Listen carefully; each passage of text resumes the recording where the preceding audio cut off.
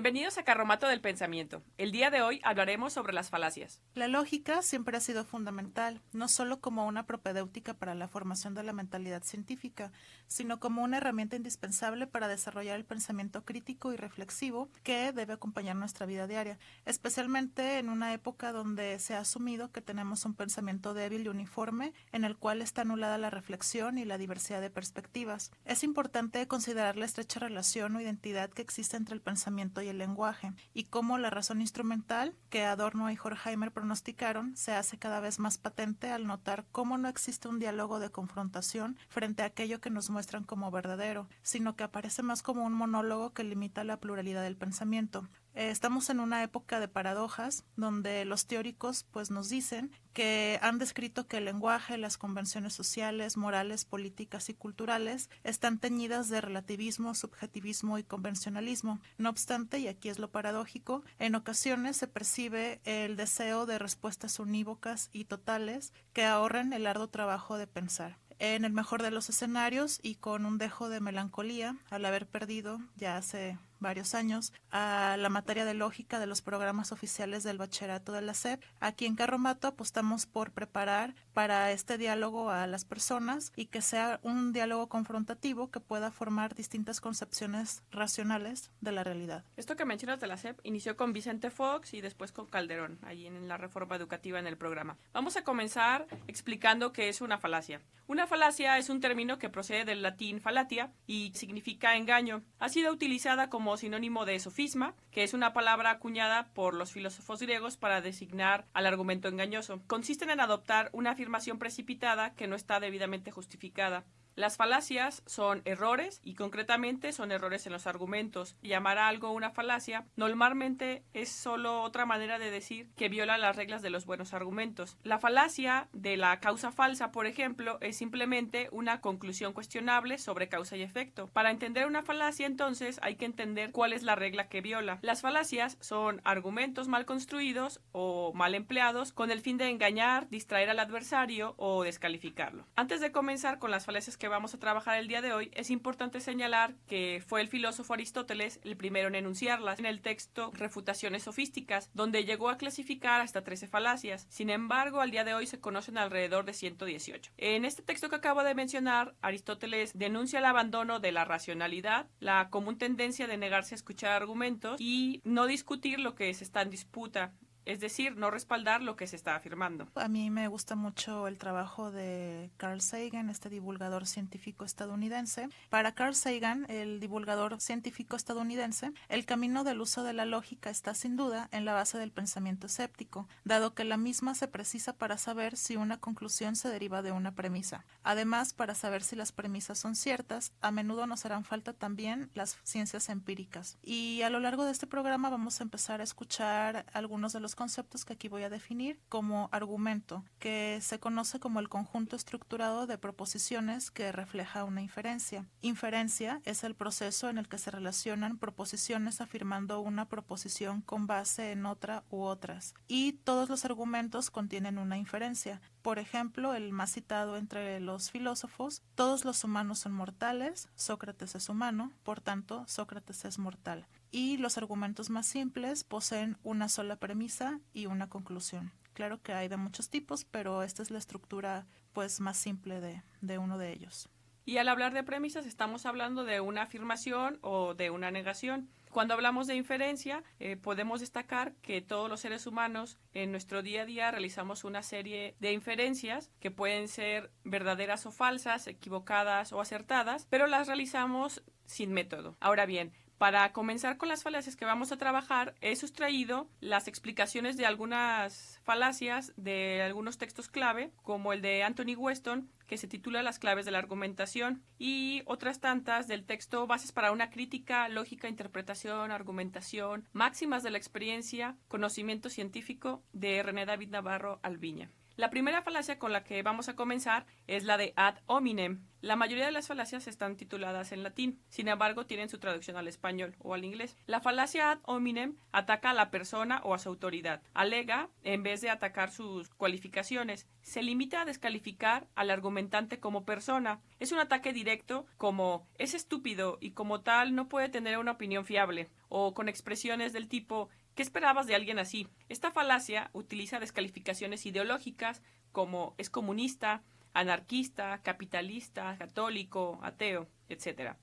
Se mete con la clase social, con la religión, con las etnias, con las razas, con las nacionalidades, con los antecedentes, con los hábitos y elementos que son irrelevantes a la hora de juzgar. Hay quienes inclusive aplican la falacia ad hominem antes de escuchar su argumento contrario. Suele utilizarse esta falacia sobre todo en discursos políticos, debates, ya sean formales o informales. Estuve consultando también un texto clásico de Copy y Cohen, el de Introducción a la Lógica, y la primera falacia que voy a describir se llama falso dilema, que se puede traducir como no reducirás discusión solo a dos posibilidades. Esta falacia de falso dilema o falsa dicotomía o disyunción, como nos la podemos encontrar en los libros, consiste en exponer dos opciones como las únicas posibles. Traigo algunos ejemplos. El primero es de la literatura, uno muy famoso que seguramente identificarán de Shakespeare en Hamlet: ser o no ser, he ahí el dilema. Y cito: ¿qué es mejor para el alma? ¿Sufrir insultos de fortuna, golpes, dardos o levantarse en armas contra el océano del mal y oponerse a él y que así cesen? Este es un fragmento de esta bella obra,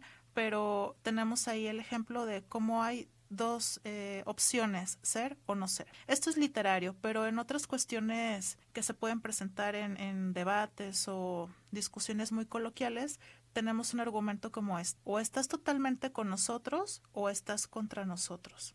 Es decir, no hay puntos medios, no hay medias tintas, se es blanco o se es negro. Otro ejemplo que encontré: el que se casa lo hace con mujer hermosa o con mujer fea. Si es hermosa, causa celos; si es fea, desagrado. Por tanto, no conviene casarse. Tenemos aquí un silogismo pues bastante falaz, pero los podemos encontrar en pues los debates o las conversaciones cotidianas de nuestra cultura. La siguiente falacia de la que hablaremos se llama generalización precipitada. Consiste en generalizar desde casos insuficientes o excepcionales, va más allá de lo que muestran los datos, incurrimos en una falacia de conclusión desmesurada si negamos que las reglas generales tengan excepciones o si aplicamos una regla general a una excepción. Por ejemplo, un australiano me robó la cartera. Por lo tanto, todos los australianos son ladrones. Por supuesto, no podemos juzgar a todos los australianos basándonos en un solo ejemplo. Otro ejemplo sería: pregunté a 6 de mis amigos qué pensaban de las nuevas limitaciones y estuvieron de acuerdo en que eran una buena idea. Por lo tanto, las nuevas limitaciones son muy populares. Y aquí entonces lo que nos vamos a encontrar es que por alguna excepción a la regla vamos a realizar una generalización. Es el caso, por ejemplo, de los vandalismos que se han dado con las marchas feministas. A partir de unas mujeres que han cometido actos vandálicos, se realiza una generalización precipitada donde todas las feministas, vandalizan, ¿no?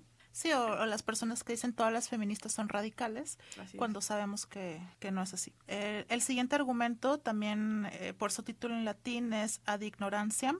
No afirmarás que por la ignorancia de una persona una afirmación ha de ser falsa o verdadera. Esta es una falacia que consiste en un error que se comete cuando se argumenta que una proposición es verdadera sobre la base de que no se ha probado su falsedad, o a la inversa, que es falsa porque no se ha probado su verdad. Esta es muy muy común. Vamos a poner varios ejemplos. El primero: hasta ahora no hay pruebas concluyentes de vida fuera de la Tierra. Por tanto, no hay vida extraterrestre. Esto, ya a propósito que había citado a Carl Sagan arriba, pues era de las primeras que refutaba. De hecho, él se encarga de hacer un organismo que busca vida extraterrestre, y mientras que no se comprueba que no existe, él dice no podemos afirmar pues que efectivamente no hay. Otro ejemplo: no se ha demostrado que la persona X es culpable. Por tanto, la persona X es inocente. También bastante complicado en materia de derecho. Sí, las leyes, o más bien los abogados defensores, utilizan este tipo de falacias para la defensa o el ataque de algún juicio. Y un último ejemplo: puede haber 70,000 millones de otros mundos, pero como no se conoce ninguno que tenga el avance moral de la Tierra, seguimos siendo centrales en el universo. Este tipo de argumento encanta a las personas tal vez muy religiosas o con una moral muy rígida. En el medievo seguro esto pues era muy popular. Y también gusta mucho a las personas que tienen una mentalidad totalmente abierta, que quieren demostrar que existe algo que no se ha comprobado y como no se puede negar, pues utilizan este tipo de argumento. Bien, ahora vamos por la siguiente falacia, que se llama petitio principii, que es petición de principio. Esta falacia utiliza como principio lo mismo que dice en la conclusión.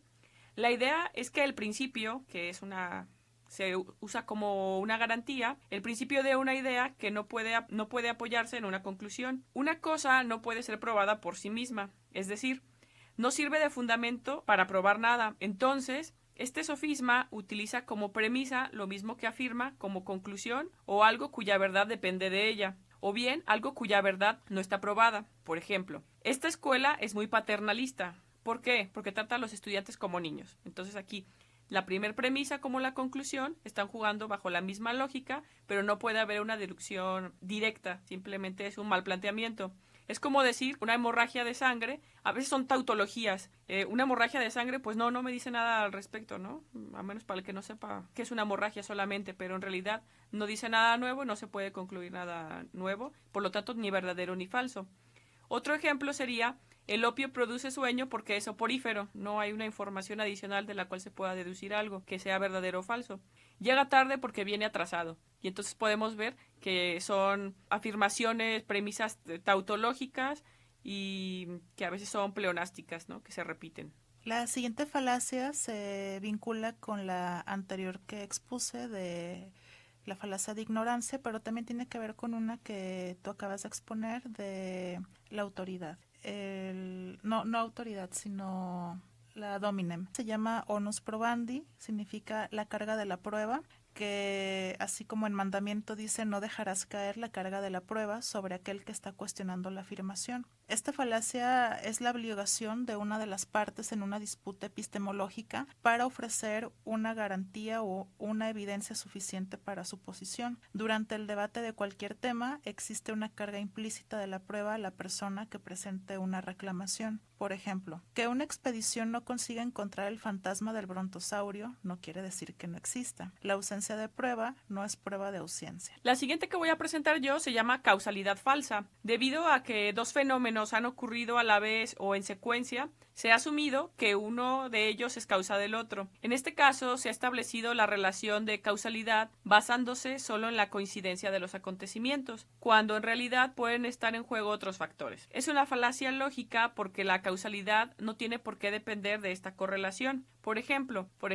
me tomé el refresco y me empezó a doler la cabeza. Por lo tanto, se concluiría erróneamente que el refresco provoca dolor de cabeza. La siguiente es non sequitur en latín, pero significa no se sigue. En mandamiento diría no asumirás que esto sigue de aquello cuando no existe conexión lógica alguna. Etimológicamente decía que no se sigue o que no es consecuente. El non sequitur también se aplica para la literatura y consiste en expresar una frase o una idea confusa que no tiene nada que ver con lo que precede, generando un absurdo de manera abrupta. Por ejemplo, ella no tiene hijos, por eso no estoy de acuerdo con las prácticas educativas de la profesora. Y a la inversa, no estoy de acuerdo con la profesora porque ella no tiene hijos. Es decir, hay dos puntos que son inconexos y que la afirmación resulta absurda. No tiene nada que ver que la profesora sea o no buena en su labor, si tiene o no tiene hijos. Segundo ejemplo, nuestra nación prevalecerá porque Dios es grande. A menudo los que caen en esta falacia non sequitur simplemente no han reconocido posibilidades alternativas. Es decir, que pues buscan estas respuestas unívocas y incluso en estas afirmaciones o en la búsqueda de respuestas unívocas pues llegan a conectar ideas que son totalmente absurdas. La siguiente falacia es una que Jazmín y yo escuchamos frecuentemente. Es la falacia ad misericordia, apelar a la piedad. En esta falacia se apela a la piedad como un argumento en favor de un trato especial. Por ejemplo, sé que he suspendido todos los exámenes, nos pueden decir nuestros alumnos, pero si no apruebo este curso tendré que repetirlo en una escuela de verano. Usted tiene que dejarme aprobar. También es un argumento que utiliza muchísimo las familias, los niños hacia los padres o los padres hacia los hijos. Es bastante cotidiana. Estaba pensando en cuáles ejemplos imaginaste de que hemos escuchado mucho estas falacias, pero ya me quedó claro. Sí, sí. De hecho, justo el semestre pasado, un alumno que tenía una beca no cumplía con el porcentaje mínimo y me decía que iba a perder la beca porque yo no lo iba a pasar. En realidad, no pudo ante la falacia de la misericordia. Qué cruel eres. Sí. El siguiente sofisma es llamado argumento ad populum, también muy común.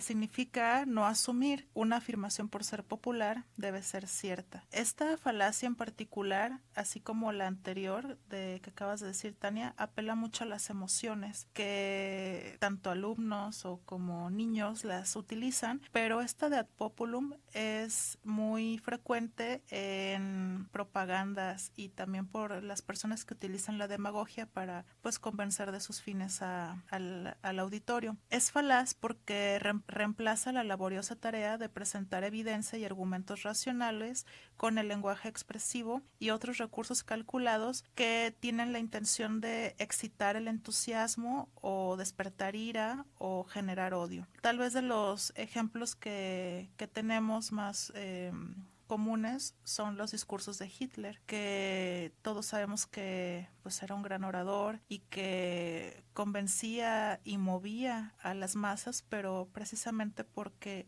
tocaba la fibra emotiva.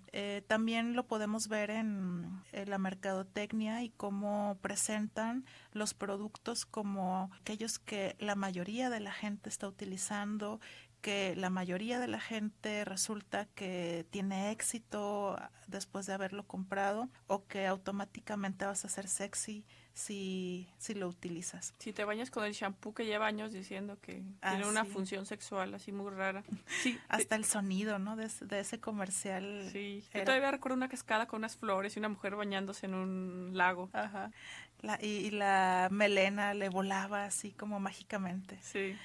Y a propósito de este argumento ad populum, encontré un fragmento de Bertrand Russell. Dice: el hecho de que una opinión ha sido ampliamente extendida no es evidencia alguna de que no es absurda. En vista de la estupidez de la mayor parte del género humano, es más probable que una creencia ampliamente extendida pues sea una tontería. Este tipo de falacias se encuentra en el imaginario colectivo. Este tipo de falacias también nos los podemos encontrar en las 10 estrategias de manipulación de Noam Chomsky, sobre todo las que hablas, Jazmín, de la propaganda política. La siguiente falacia de la que voy a hablar se llama definición persuasiva. Consiste en definir un término de tal manera que parezca neutral, pero de hecho es sutilmente emotivo. Por ejemplo, Ambrose Bierce, en su Devil's Dictionary, define fe como creencia sin pruebas en lo que está diciendo una persona que habla sin conocimiento de cosas inauditas. Las definiciones persuasivas pueden tener también una carga emotiva positiva. Por ejemplo, definir conservador como alguien con una opinión realista de los límites humanos. Entonces, en este caso, tiene como una mezcla de diferentes falacias, ¿no? Como la del principio de autoridad también podría ser, ¿no? Que de acuerdo a este contexto, esta es la verdad que se presenta, pero en realidad se trata de una falacia. A mí me parece interesante ver todos los elementos emotivos que aparecen en las falacias y cómo la lógica de inmediato los identifica y nos previene de ellos. Parece ser que, lo hemos mencionado en otros programas, cómo nuestra comunicación actual, incluso ciertas normatividades que hay en instituciones y empresas, cuidan mucho la afectividad en lugar de cuidar que tengamos expresiones racionales y alejadas de las falacias. Es interesante cómo aparece aquí, no por descalificar lo emotivo, sino no utilizar lo emotivo para algo que es racional. Es importante, creo que, empezar a distinguirlo. Que no se hace un ejercicio correcto de la retórica, porque la retórica también tiene que ver con esta persuasión de llevar a la gente hacia algún lugar. Sin embargo, es más como un discurso oratorio emotivo contemporáneo. de que a partir de las emociones es donde yo voy a llegar y no a partir de la lógica o de la veracidad de mis fuentes, de mis argumentos. Retomando a Carl Sagan, encontramos algunas recomendaciones generales que nos pueden ayudar a tener siempre un pensamiento crítico, reflexivo y consciente de que lo que estamos tomando por verdad pues no está enmascarado con alguna de las falacias que acabamos de exponer. Sagan indica, por un lado, la importancia de que ante una afirmación hecha por una persona siempre debemos de hacer estos 10 pasos. El 1 dice: exista una confirmación de los hechos de forma independiente, que siempre debemos exigir eso, que nos llevemos la evidencia y que existan de forma independiente, que no solamente sean las que yo estoy presentando. La segunda dice que haya un debate abierto sobre las pruebas e hipótesis. De nuevo, para que no se vuelva algo sectario y cerrado o un dogma, es importante estar abiertos al diálogo. Esta la habíamos mencionado cuando hablábamos sobre el pensamiento epistemológico y la ciencia. Así es, como algo caduca y luego no permite que se abra la puerta, ¿no? Y empieza a apestar casi porque ya no es vigente. Entonces es importante siempre mantenernos abiertos a otras pruebas y a otras hipótesis. Sí, y como las pseudociencias, en el caso de la ciencia que habíamos hablado en ese episodio, solo había como unas pruebas o una muestra de una persona en particular y a veces como de su propio nicho o movimiento y no tenía como evidencia de tipo científico o que estuviera probada o testada en algún otro, una universidad o algún otro espacio en concreto. En la número 3 dice: hay que huir siempre de argumentos de autoridad o argumentos de famosos. Esto es un poco una arma de dos filos porque curiosamente cuando se escribe y se quiere fundamentar sobre una idea, siempre tenemos fuentes de autoridad y eso le da un respaldo a nuestras propias ideas. Y allí funciona, pero tenemos que ser muy cuidadosos en no absolutizar las verdades o tomar como algún término, una definición o una perspectiva como la verdad absoluta. Y no porque alguien con autoridad diga que algo es de determinada manera, lo convierte en algo verdadero. Si bien en la investigación de tipo científica, ya sea para las ciencias sociales o las humanidades, si utilizamos principios de autoridad, también es cierto que es información que se está corroborando. Sí, creo que también se refiere a cuando utilizamos el argumento de autoridad, pero realmente no pensamos aquello que estamos citando y nos respaldamos nada más, pues es tal académico o tal investigador o tal teórico y ¿por qué lo dice? Entonces como tú acabas de mencionar, lo tomamos como una verdad absoluta, pero claro, se vale utilizarlo siempre y cuando lo estemos pensando y lo podamos hilar con pues todo el discurso que hemos construido. Inclusive también porque a veces esas verdades son contingentes y no son absolutas y en su momento pudieron ser ciertas y en otro momento ya no lo son. La cuarta recomendación, que se parece a la segunda, nos dice que hay que jugar con varias hipótesis y dentro de ellas tratar de comprobar cuál es la mejor. Es prácticamente como si nos estuviera diciendo: condúzcanse en la vida como si fuera todo un método científico, que estemos constantemente observando, generando respuestas ante lo observado, hipótesis, pero que no las demos por hecho, que siempre estemos en una actitud un tanto escéptica, pero dentro de eso buscar la más fiable. En la quinta dice: no hay que cegarse en la defensa de las propias hipótesis. Creo que esto es muy común, sobre todo en el ámbito académico, y tal vez cuando estamos haciendo una investigación y que creemos que ya encontramos el hilo negro de algo, qué difícil es escuchar la crítica o la retroalimentación